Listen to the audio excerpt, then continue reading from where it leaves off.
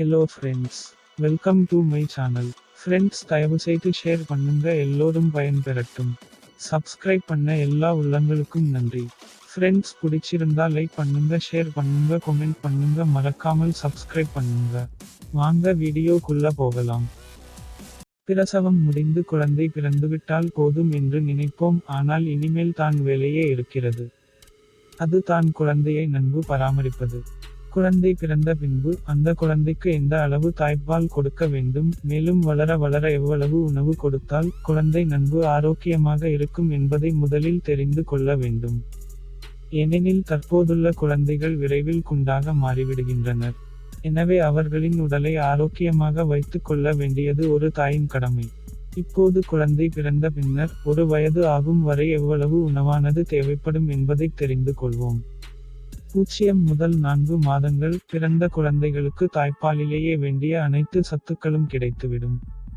ஏனெனில் தாய்ப்பாலில் அளவுக்கு அதிகமான நோய் எதிர்ப்பு சக்தி நிறைந்துள்ளது. தாய்ப்பால் கொடுப்பதால் குழந்தைகளின் உறுப்புகள் அனைத்தும் வலுவடைவதோடு செரிமான மண்டலமும் நன்கு செயல்பட ஆரம்பிக்கும்.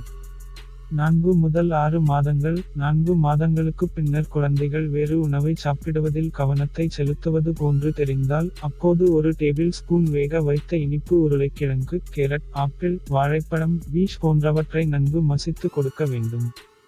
அதனுடன் தாய்ப்பால் கொடுத்து வருவதும் அவசியம்.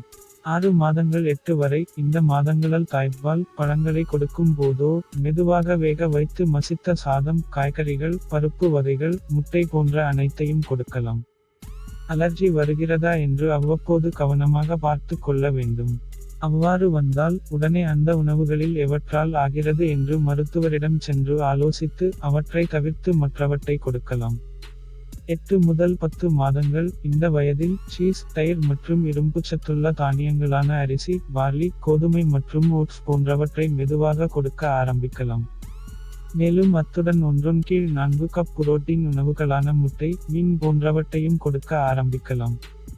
10 முதல் 12 மாதங்கள் இந்த வயதில் அனைத்து உணவுகளையும் கொடுக்கலாம். ஆனால் அது அளவாக இருக்க வேண்டும். மேலும் இந்த வயதில் உணவுகள் கொடுக்கும் போது மிகவும் கவனமாகவும் அளவாகவும் கொடுக்க வேண்டும்.